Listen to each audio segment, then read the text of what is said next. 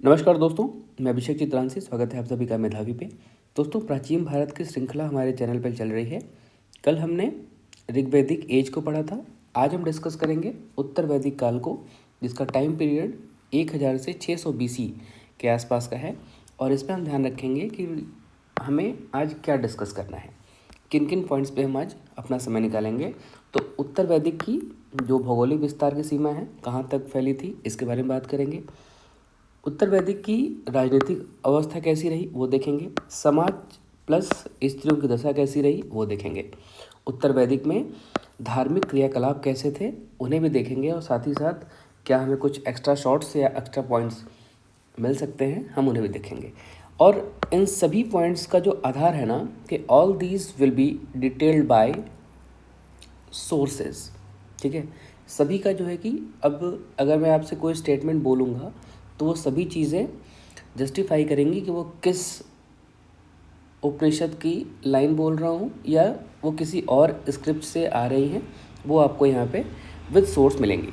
तो आइए हम देखेंगे। जो सबसे पहले शुरुआत हम करने वाले हैं वो इससे है कि उत्तर वैदिक भौगोलिक विस्तार में सबसे पहले इनका निवास स्थान कहाँ था।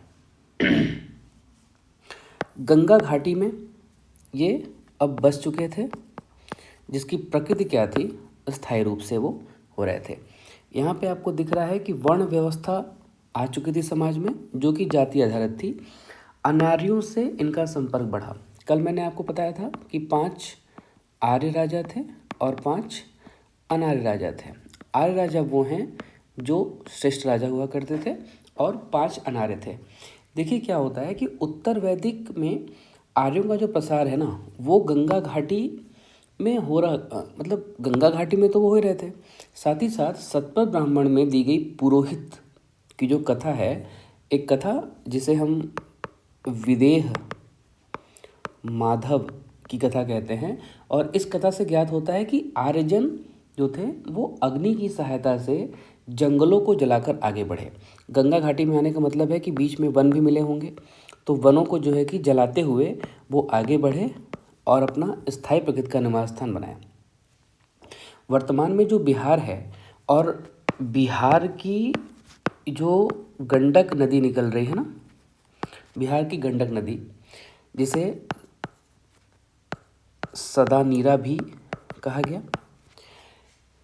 ये बिहार की गंडक नदी सदा नीरा की सीमा तक पहुंच गए, यानी कि इसके तट से होते हुए यहाँ तक ये पहुंच गए।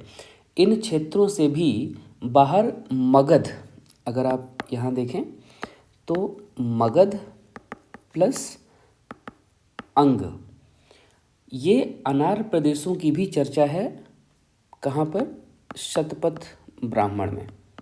ठीक है, वो क्या कह रहे हैं कि वो बिहार की गंडक नदी से लेकर मगध साथ साथ अंग की सीमा तक भी पहुंच रहे थे। अथर्ववेद और पंचविश ब्राह्मण में यहाँ के मुखिया को व्रात्य कहा गया है। जो यहाँ पे निवास कर रहे हैं, यहाँ के जो मुखिया हैं, उन्हें कहा जा रहा है व्रात्य। ठीक है, और उन्हें ज्वर द्वारा ग्रसित की जाने की भी कामना की गई है। क्यों, इसको हम आगे देखेंगे। इन अनार्यों को वैदिक समाज में प्रवेश देने के लिए व्रात्य सोम यज्ञ की अनुशंसा की गई है। यहाँ का जो राजा है वो व्रात्य है। ठीक है, और इसके बीमार रहने की कामना की गई है। बीमार होने की कामना की गई है, मतलब ज्वर जो है ना, इसे बीमारी, मतलब सामान्य बुखार जिसे कहते हैं। ठीक है, इसे ज्वर से ग्रसित रहने की कामना करी गई है। अनार्यों को वैदिक समाज में प्रवेश देने के लिए व्रात्य सोम यज्ञ की भी अनुशंसा करी गई है। तो ये जो व्रात्य है वो व्रात्य सोम यज्ञ की भी चर्चा यहाँ पे करी गई है। शतपथ ब्राह्मण में ही रेवा या रेवर्त नाम से नर्मदा नदी की चर्चा है। ठीक है, मैं कह रहा हूँ शतपथ ब्राह्मण में ही रेवा या रेवर्त नदी जो है, इसे क्या कहा गया है? नर्मदा नदी से कहा गया है। ठीक है, ऐतरेय ब्राह्मण में ही चारों दिशाओं के राजा के नाम भी दिए गए हैं। ठीक है, चारों दिशाओं के राजा के नाम जो हैं वो क्या क्या हैं, यहाँ आप देखते चलिए। ठीक है,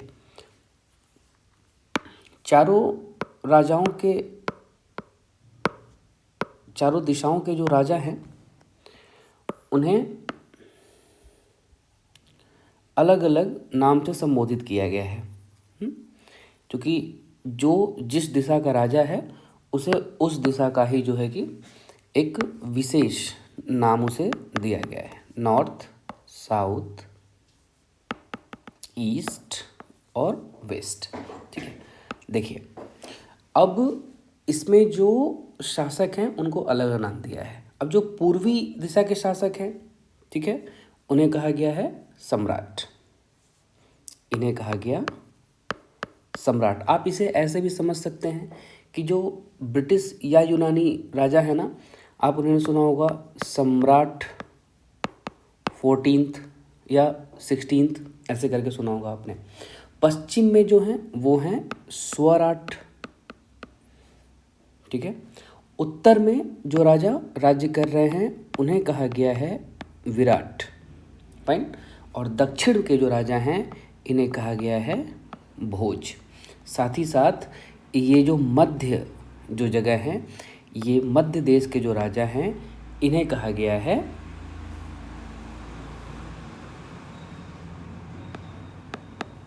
भोज। ठीक है, उत्तर के विराट हो गए, दक्षिण के भोज, और मध्य के शासकों को साउथ के राजाओं को भोज कहा गया है, और जो मध्य के राजा हैं इन्हें राजा ही कहा गया है। ठीक है, अब आइए आप 2-3 चीज़ और देखते चलिए। सुदूरवर्ती दक्षिण का इसमें कोई उल्लेख नहीं है। अब जो साउथ के राजा हैं उन्हें भोज कहा गया है, लेकिन अब सुदूरवर्ती या दक्षिण का अंतिम जो सिरा है यहाँ के किसी राजा का उल्लेख इसमें नहीं है।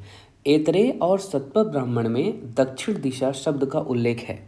ठीक है, दक्षिण दिशा के राज्य का कोई उल्लेख नहीं है, लेकिन दक्षिण दिशा का उल्लेख शतपथ में भी है और ऐतरेय में भी है। ठीक है, और कौशितकी उपनिषद में दक्षिण पर्वत का उल्लेख आता है, जिसे शायद विंध्य पर्वत के नाम से भी जाना जाता है। उत्तर भारत में अथर्ववेद और शतपथ ब्राह्मण में त्रिकद्दू यानी कि त्रिकोट पर्वत की भी चर्चा है, जबकि तैत्तरीय संहिता में कैंप या मैनाक पर्वत की चर्चा करी गई है। हिमालय के क्षेत्र में जनजातियों में मूजवंत, महावृक्ष और गंधारी का भी उल्लेख है। ये मूजवंत पर्वत वही है जहाँ से सोम वनस्पति पाई जा रही थी। ठीक है, यहाँ से मूजवंत, महावृक्ष या गंधारी का भी उल्लेख है। आगे चलकर सरस्वती और दृष्टवती नदियों के बीच के जो क्षेत्र हैं उनको मनुस्मृति में ब्रह्मावर्त की संज्ञा दी गई है। ठीक है, मैं आपको यहाँ पे लिख दे रहा हूँ ताकि आपको आसानी हो जाएगी। ठीक है, आप इसे चाहें तो नोट भी कर सकते हैं। ठीक है, क्या कह रहे हैं? हिमालय क्षेत्र में जो जनजातियां पाई गई हैं वहाँ पे क्या है? मूजवंत और मैनाक पर्वत के नाम की चर्चा है। ठीक है, और क्या कहा गया है? आगे चल के जो सरस्वती नदी हैं और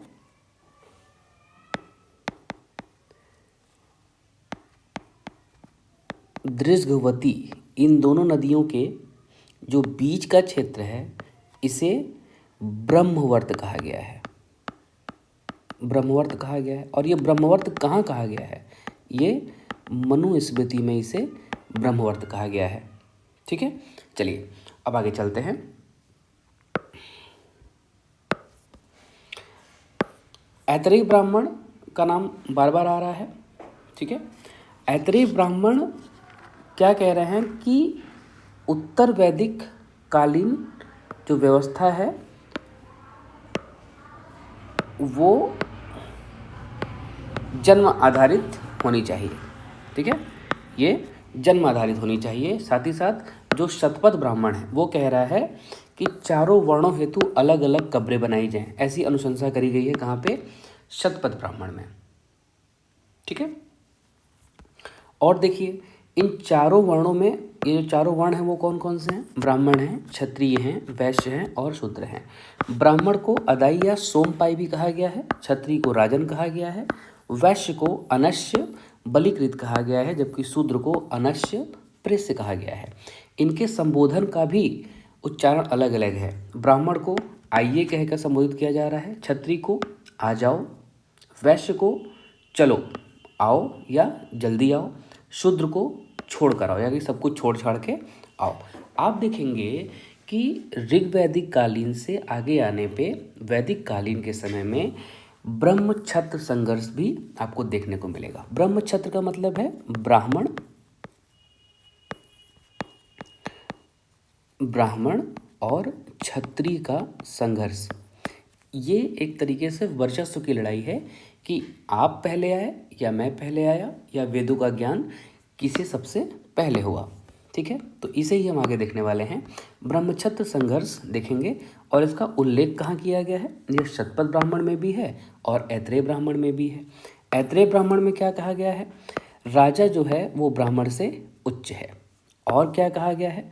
ब्राह्मण, वैश्य और शूद्र ये तीनों अपनी शक्ति क्षत्रियों से प्राप्त करते हैं, इसलिए श्रेष्ठ हैं। कौन? क्षत्रिय श्रेष्ठ हैं। ठीक है, जबकि शतपथ ब्राह्मण क्या कह रहा है कि ब्रह्म का ज्ञान सर्वप्रथम क्षत्रियों को, बाद में ब्राह्मणों को हुआ। एक स्टेटमेंट तो मैच कर रही है, पर दूसरा स्टेटमेंट क्या कह रहा है? 10 वर्ष का ब्राह्मण बालक 100 वर्ष के क्षत्रिय से श्रेष्ठ है। बस यहीं पे जो है कि बैलेंस गड़बड़ हो जाता है। और आगे चलिए, क्षत्रिय राजा जिन्होंने ब्राह्मणों को ज्ञान की शिक्षा दी, उनकी यहाँ पे एक लिस्ट आपको दी गई है। जैसे कंबोज के राजा औपमन्यव क्षत्रिय थे, लेकिन इन्होंने ब्राह्मणों को शिक्षा दी। कैकेयी नरेश अश्वपति, इन्होंने भी सेम चीज़ें। काशी नरेश अजातशत्रु। विदेह के जो राजा हैं जनक, याज्ञवल्क्य के गुरु हैं। ठीक है, आपने गार्गी याज्ञवल्क्य संवाद सुना होगा, ये यही याज्ञवल्क्य हैं। याज्ञवल्क्य के गुरु कौन रहे? जनक। विदर्भ के राजा भीम और निषाद के राजा नल, इन सभी राजाओं ने क्षत्रिय होते हुए भी ब्राह्मणों को जो है कि ज्ञान की शिक्षा दी। आइए वर्ण व्यवस्था देखते हैं। वर्ण व्यवस्था क्या है? देखिए, भिन्न भिन्न जातियों में वर्ण संकर का उल्लेख उपनिषदों से मिलता है। वर्ण संकर क्या है? अब जैसे मान लीजिए कि कोई एक जाति या प्रजाति का कोई जीव है, ए जीव है और बी प्रजाति का जीव है। अगर ये अपने ही कुल में निषेचन करते हैं तो ये सेम वंश के आगे बढ़े, इनके साथ भी सेम चीज़ है। पर अगर ये जो पहले वंश का है वो दूसरे, जो पहले प्रजाति का है वो दूसरे प्रजाति के व्यक्ति से, या जो भी आप जीव समझ लें, उससे वर्ण संकर का संबंध बनाता है और इससे जो प्राप्त संतान होगी उसे कहा जाएगा वर्ण संकर। वर्ण का मतलब है, एक तो देखिए वर्ण का मतलब होता है रंग रूप, और दूसरे वर्ण का मतलब होता है कि वो किस जाति या प्रजाति में पैदा हुआ है। अब देखिए यहाँ पे आपको समझाने के लिए, अब जैसे ब्राह्मण हैं, क्षत्रिय हैं, वैश्य हैं और शूद्र हैं। ब्राह्मण का ब्राह्मण के साथ विवाह हो तो उत्पन्न पुत्र या पुत्री ब्राह्मण कुल की होगी या होगा। लेकिन अगर ब्राह्मण ने क्षत्रिय कुल में शादी करी, विवाह करा, तो उत्पन्न जो संतान होगी वो क्या होगी? ब्राह्मण होगी या क्षत्रिय होगी। ऐसे ही करके कन्फ्यूज़न आगे बढ़ेगा। अगर ब्राह्मण ने वैश्य से किया, ब्राह्मण ने शूद्र से किया, या शूद्र ने वैश्य से किया, शूद्र ने ब्राह्मण से करा, तो इनके संतानों की जाति क्या होगी? इस बात पे प्रश्नवाचक चिन्ह लगेगा। ठीक है, बस इसी चीज़ को जो है कि वर्ण संकर कहा जाता है, और इसी प्रकार के विवाहों से वर्ण व्यवस्था बढ़ती चली गई। ठीक है, आगे चलिए। राजा की सलाहकारी संस्थानों में जो इस समय तक उपयोग में थी वो विदत और जो गण हैं वो लगभग समाप्त हो चुकी थी। हमने ऋग्वैदिक काल में पढ़ा है कि विदथ, गण, सभा और समिति 4 संस्थाएं होती थी, जो कि आगे चल के उत्तर वैदिक काल, चूँकि हम उत्तर वैदिक पढ़ रहे हैं, तो उत्तर वैदिक काल में विदथ और गण समाप्त हो चुके थे, केवल सभा और समिति ही अस्तित्व में थे। ठीक है, सभा और समिति को प्रजापति की 2 पुत्रियां कहा गया है। कहाँ कहा गया है? अथर्ववेद में कहा गया है। ठीक है, सभा और समिति नरिष्ठा यानी कि वाद विवाद में मामले पारित किए जाते हैं। सभा समिति एक प्रकार की नरिष्ठा, या इसका एक नया नाम आप दे सकते हैं, इसे नरिष्ठा कहा जाता था, जहां वाद विवाद से मामले पारित किए जाते थे। इसे आप अगर कनेक्ट करना चाहें तो आज के आप लोकसभा या राज्यसभा से इसे कर सकते हैं, या विधानसभा या विधान परिषद से भी कर सकते हैं कनेक्ट। ठीक है, ताकि वहाँ पे दोनों पक्षों की बात की जाए, तब कोई मामला पारित हो। एक्स्ट्रा शॉर्ट देखिए क्या है कि ऋग्वैदिक काल में राजा का पद आनुवंशिक था। ये उत्तर वैदिक में भी आया, लेकिन उत्तर वैदिक के साथ साथ ऋग्वैदिक काल में भी राजा का चुनाव होता था। ठीक है, जो कि आगे चल के उत्तर वैदिक में भी जारी रहा। क्या है? निर्वाचन संबंधी सूक्त भी दिए गए हैं। कहाँ पे? अथर्ववेद में और ऐत्रेय में। आप एक चीज़ और ध्यान रखिए, ये राजा का निर्वाचन होना अलग चीज़ है और राजा का वंशानुगत होना अलग चीज़ है। ठीक है, आनुवंशिक का मतलब है कि राजा का बेटा राजा होगा, जबकि निर्वाचन का मतलब है कि जो योग्य होगा वह शासक बनेगा। राज्याभिषेक हेतु एक अलग से यज्ञ हुआ करता था, जिसे नाम दिया गया है ऐन्द्रीय महाभिषेक। ठीक है, और इसके प्रमाण कहाँ मिलते हैं? ऐत्रेय ब्राह्मण में मिलते हैं और शतपथ ब्राह्मण में मिलते हैं। अगर आपको ये दोनों ऑप्शन में आ जाएं तो आप किसके साथ जाएंगे? ऐत्रेय ब्राह्मण के साथ जाएंगे, क्योंकि उस पर सही होने की संभावना ज़्यादा है। तांड्य ब्राह्मण में कहा गया है कि राजा को पदानवत या पदमुक्त, अगर कोई राजा आपको नहीं अच्छा लग रहा है तो उसे पदमुक्त करने के लिए पुरोहित जनता का सहयोग कर सकता है यज्ञ वेदी पर। पुरोहित शब्द से कंफ्यूज नहीं होना है। अभी आपने पिछली कक्षा में पढ़ा, पुरोहित पीएम के जैसा था राजा का, या आप कह सकते हैं कि वरिष्ठ सलाहकार भी था। ठीक है, तो राजा को पदानवत करने हेतु पुरोहित जनता का सहयोग कर सकता था यज्ञ वेदिका पर यज्ञ करके। ठीक है, महाभारत में क्या कहा गया है? महाभारत में कहा गया है कि अन्यायी व दुराचारी शासकों का वध करने की अनुमति महाभारत में दी गई है। इसके कुछ उदाहरण भी हैं। वेणु, नहुष और सुदास, ये 3 राजाओं को प्रजा द्वारा मार डाला गया। ठीक है, यानी कि ये पहले सेंटेंस की पुष्टि करता है। अब आइए आप जो थोड़ा इम्पोर्टेंट है वो देखते चलिए। उत्तर वैदिक सामाजिक स्थिति कैसी रही? उत्तर वैदिक सामाजिक स्थिति के बारे में बात करने जा रहे हैं, तो इसमें हमें क्या क्या देखना है? देखिए, स्त्रियों की स्थिति में गिरावट हुई है। आपको पता है कि जब हम वैदिक एज पढ़ रहे थे तो उसमें जो है कि स्त्रियां पुरुषों के साथ मिलकर वार्ता करती थी या किसी मुद्दे पर बहस करती थी। ठीक है, जैसे आपको गार्गी याज्ञवल्क्य संवाद, ऐसा आपको याद होगा। ठीक है, पिछली कक्षा में बताई गई है बातें। दूसरा है शिक्षा का अधिकार अब स्त्रियों से छिनकर पुरुषों के हाथ में चला गया है।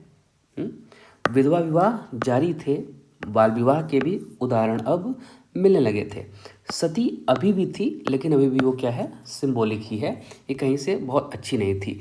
नियोग भी माना गया है, पर इसके साक्ष्य बहुत ही कम है। अब स्त्रियों की स्थिति क्या है वो देख लीजिए आप। इसके बारे में कुछ सेंटेंस कहे गए हैं, वो कहाँ कहाँ कहा गया है? सीधा डायरेक्ट ऐसे एग्जाम में क्वेश्चन पूछा जाता है। क्या है? पुत्र परिवार का रक्षक है और पुत्री समस्त दुखों का मूल है। कहाँ कहा गया है? ऐत्रेय ब्राह्मण में कहा गया है। मैत्रायणी संहिता कहती है कि स्त्री को सुरा और पासा के साथ 3 आवश्यक बुराइयों में से एक कहा गया है। 3 आवश्यक बुराई कौन कौन सी हैं? स्त्री, सुरा और पासा। तो पासा और सुरा के साथ स्त्री जो है कि तीसरी आवश्यक बुराई है। ऐत्रेय ब्राह्मण एक और बार क्या कह रहा है कि एक पुरुष अनेक पत्नियां रख सकता है, किंतु स्त्री हेतु एक पुरुष ही उपयुक्त है। शतपथ ब्राह्मण में क्या कहा गया है? स्त्री पत्नी के बिना पुरुष अधूरा है। और दूसरा ही सेंटेंस क्या कह रहा है? स्त्री और शूद्र बराबर है। देखिए क्या है, किसी सेंटेंस को एब्सोल्यूट नहीं मानना है। बस आपको ये देखना है कि किस सेंटेंस में क्वेश्चन आपका ठीक हो रहा है और किस ग्रंथ से ये लिया गया है, बस आपको उसके साथ जाना है, वही आपका सही होगा। बाकी सेंटेंस पे स्टिक नहीं होना है, उस पर स्टक नहीं हो जाना है, ठीक है। अथर्ववेद क्या कहता है? अथर्ववेद में ऐसी भी परिकल्पना की गई है कि कुछ ऐसे मंत्र बताए गए हैं जिनके माध्यम से गर्भ में पल रहे बच्चे का लिंग परिवर्तन भी किया जा सकता है। क्योंकि आप देख रहे हैं ऊपर बताया गया है कि स्त्री सभी दुखों का मूल है, जबकि पुरुष परिवार का रक्षक है और वो जो भी करे वो सब ठीक ही है, ठीक है। तो आइए दूसरा देखिए क्या कह रहे हैं। उत्तर वैदिक काल में जो यज्ञ हैं ये धार्मिक क्रियाकलापों का प्रमुख अंग बन गया। अब यहीं से जो है कि सभी प्रकार के यज्ञों के बारे में हम चर्चा करने वाले हैं, इसे ध्यान रखिएगा। पूछा जाता है और मिलान के लिए पूछा जाता है कि ये यज्ञ कब किया जाता था, किस तिथि को किया जाता था, या कौन सा यज्ञ किससे संबंधित है। पहला जो हम यज्ञ के बारे में बात करने जा रहे हैं वो है राजसूय यज्ञ। आपने बहुत पढ़ा होगा, ठीक है। राजा इसमें स्वयं हल चलाता था और इस यज्ञ को करने के लिए द्यूत क्रीड़ा अनिवार्य थी।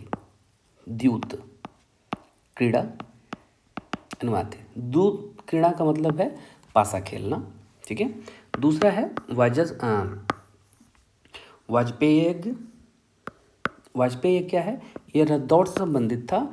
इसके प्रमाण आयरलैंड और यूनान में भी मिलते हैं, ठीक है, अपने आप इम्पॉर्टेंट हो जाता है। दूसरा है सौत्रामणि यज्ञ, ठीक है। इसमें सुरा की आहुति दी जाती थी। सुरा शराब कह सकते हैं आप इसे, शराब की आहुति दी जाती थी। अग्निष्टोम यज्ञ क्या है? अग्निष्टोम यज्ञ में सोम की आहुति। देखिए ऋग्वैदिक, वैदिक और लेटर वैदिक ऋग्वैदिक और लेटर वैदिक, इन सब में आपको जो है ना सोम की बड़ी मात्रा दिखाई पड़ेगी। सोम यही वनस्पति है, ठीक है। इफेरा इसका बायोलॉजिकल नेम था। आपने पिछली क्लास में अगर आपने पढ़ा हो तो वो आपको यहाँ दिख जाएगा। पुरुष मेध यज्ञ क्या है? 19 से 25 यूप बनाए जाते थे। इसे यूपिकाएँ कह सकते हैं हम। यूपिकाएँ, यूपिकाएँ का मतलब है यज्ञ वेदी। अब यज्ञ वेदी ऐसे बनती है ना, तो 19 से लेके 25 यज्ञ वेदिकाएँ बनाई जाती थी। इसमें पुरुषों की बलि दी जाती थी और पुरुषों में भी कौन? गांव के या गांव के आसपास के ब्राह्मण की आहुति दी जाती थी। और कब दी जाती थी? अमावस्या के दिन दी जाती थी, ठीक है। पूर्णमास यज्ञ कब होता था? अग्नि और सोम को समर्पित यह यज्ञ कब होता था? पूर्णिमा के दिन हुआ करता था। और लास्ट जो है वो ये है कि पंच महायज्ञ जो दैनिक प्रकार के यज्ञ होते थे, जो कि हम रेगुलर वे में वो लोग किया करते थे, वो कौन से हैं? देव यज्ञ हैं, पितृ यज्ञ हैं, भूत यज्ञ हैं, नृ यज्ञ यानी कि जो अतिथि के लिए किया जाता था, और ऋषि यज्ञ है। देव यज्ञ का मतलब है देवताओं को प्रसन्न करने के लिए। पितृ यज्ञ जो पितृ जो धरती छोड़ के जा चुके हैं उनकी आत्मा को संतुष्टि के लिए पितृ किया जाता है। भूत यज्ञ हैं जो हमारे आसपास पंचभूत चीज़ें हैं, पंचभूत, उन्हें प्रसन्न रखने के लिए। नृ यानी अतिथि। अतिथि का सत्कार हमारे भारतीय समाज में बहुत इम्पॉर्टेंट है, इसलिए इसे यहाँ भी इम्पोर्टेंस दी गई है। तो अतिथि यज्ञ हो गया। और ऋषि यज्ञ यानी कि गुरु के लिए है या ब्राह्मण के लिए यज्ञ है ये, ठीक है। अब देखिए यहीं से शुरू होता है कि अहम ब्रह्मास्मि, यानी कि मतलब ये क्या शुरू कर रहे हैं हम? ये कह रहे हैं कि जो व्यक्ति की कल्पना है वो कहाँ से शुरू हो रही है और कहाँ तक जाने वाली है, इसके बारे में हम बात करेंगे। ढंग से देखा जाए तो हम ब्रह्म की अवधारणा को स्पष्ट करने जा रहे हैं, तो ध्यान रखिएगा। ब्रह्म की अवधारणा इसी से स्पष्ट हो जाती है कि अहम ब्रह्मास्मि, मैं ही ब्रह्म हूँ। इसका आगे चलकर जो अगला सेंटेंस है वो है तत् त्वम असि। अहम ब्रह्मास्मि, मैं ही ब्रह्म हूँ। कहाँ कहा गया है? बृहदारण्यक उपनिषद में कहा गया है। तत् त्वम असि, तू भी है या तुम भी हो। आगे चल के देखिए क्या है। मुंडकोपनिषद में क्या कहा गया है? यज्ञों को निरर्थक बताया गया है और इसे टूटी नौका के समान बताया गया है। ये यूपी पीसीएस पे पूछा जा चुका है, बहुत इंपॉर्टेंट है। टूटी नौका के समान यज्ञों को किस उपनिषद में कहा गया है तो वो है मुंडकोपनिषद से। छांदोग्य उपनिषद तत्त्वम असि, वह तू है जो मैंने यहाँ पे बात करी, ठीक है, वो छांदोग्य उपनिषद में आता है। श्वेत केतु को उसके पिता अरुणि उद्दालक ने कहा, अरुणि उद्दालक संवाद में क्या कहा, तत्त्वम असि। जैसे देखिए, इसको समझिए, मैंने कहा अहम ब्रह्मास्मि, मैं ही ब्रह्म हूँ, कहाँ कहा गया है, बृहदारण्यक उपनिषद में। अब अरुणि उद्दालक जो हैं वो अपने पुत्र श्वेत केतु से बात कर रहे हैं और उसे समझाने के अवस्था में कह रहे हैं। वो पूछता है कि इसका क्या मतलब है कि अहम ब्रह्मास्मि, तो कहते हैं कि मैं ही ब्रह्म हूँ। और जब वो पूछता है कि मैं क्यों नहीं, आप ही क्यों, तब वो जवाब देते हैं कि तत्त्वम असि, वह तू भी है, यानी कि एक ब्रह्म जो मुझ में है वही ब्रह्म तुझ में भी निवास करता है। ठीक है, ये अरुणि उद्दालक संवाद में है। अब ध्यान से देखिए, ये जो ब्रह्म की अवधारणा है ना शुरू हो रही है, वो क्या कहती है, उद्दालक अरुणि प्लस श्वेत केतु। अब देखिए, ये हस्बैंड वाइफ है और ये उनका बेटा है, इनके बीच संवाद हो रहा है और इस संवाद को कहाँ देखने को मिलेगा, ये संवाद छांदोग्य उपनिषद में मिलेगा। ठीक है, और छांदोग्य उपनिषद में ही कहा गया है कि ब्रह्मा की कोई प्रतिमा नहीं है, वह अकेला है और अद्वितीय है। और ध्यान देखिए कि छांदोग्य उपनिषद में ही कृष्ण का उल्लेख पहली बार मिलता है, और कृष्ण का उल्लेख जो पहली बार मिलता है वो किसके रूप में मिलता है, घोर अंगीरस के शिष्य के रूप में मिलता है। ठीक है, अरुणि उद्दालक। अब आगे देखिए आप, अरुणि उद्दालक जो श्वेत केतु संवाद हो रहा है वो कहाँ है, पांचाल क्षेत्र में है। और जो पांचाल क्षेत्र आज का वर्तमान जो क्षेत्र है वो कौन सा है, बरेली, बदायूं और फर्रुखाबाद। अहम ब्रह्मास्मि, अद्वैत का पहला दृष्टांत यही है। अद्वैत का मतलब है कि कोई भी दूसरा नहीं है, यानी कि प्रथम जो है वो वही है, अहम ब्रह्मास्मि। तो अद्वैत का पहला दृष्टांत यही मिलता है। ईशोपनिषद, ईशोपनिषद में क्या है, निष्काम कर्म का पहला संदेश दिया गया है। कठोपनिषद में क्या कहा गया है, यम नचिकेता संवाद कठोपनिषद में दिया गया है और यहाँ आत्मा की उत्पत्ति से संबंधित पहली बार कोई बात करी गई है, इंपॉर्टेंट समझिएगा इसे। और तैत्तरीय ब्राह्मण में गुरु और शिष्य के संबंधी आदर्श और विचारों पर चर्चा करी गई है। ठीक है, पहली बार तैत्तरीय ब्राह्मण में गुरु शिष्य आदर्श व्यवस्था पर बात करी गई है, जो कि ये बताता है कि गुरु शिष्य परंपरा बहुत ही प्राचीन और लगातार चलती आ रही है। अब देखिए, मैं यहाँ की और जोड़ना चाह रहा हूँ कि आज हमारे पास डिजिटल माध्यम से बहुत सारी चीज़ें हैं। मैं आपको आईपैड पे पढ़ा रहा हूँ, आईपैड पे हम बात कर रहे हैं। इसके पहले तक वाइट बोर्ड हुआ करता था, उसके पहले ब्लैक बोर्ड, उसके पहले चाक आदि पर लिखा करते थे और उसके पहले कोई और व्यवस्था रही होगी। अब हो सकता है कि इससे यहाँ तक जो इवोल्यूशन हुआ है ना, हो सकता है इससे आगे जाके भी अब हम एआई को भी ध्यान से देखते हुए आगे बढ़ रहे हैं और वो देख रहे हैं कि एआई बहुत चीज़ों को आसान बना दे रहा है। पर मैं आपको एक चीज़ बहुत दावे के साथ कह सकता हूँ कि ये इवोल्यूशन फेज़ इस एआई के बाद भी लगातार जारी रहेगा। गुरु शिष्य परंपरा अनवरत चलती रहेगी, इसे कोई नहीं रोक सकता। तो फिलहाल आज के लिए इतना ही, अगली क्लास में मिलेंगे किसी दूसरे टॉपिक के साथ। आज के लिए बस इतना ही।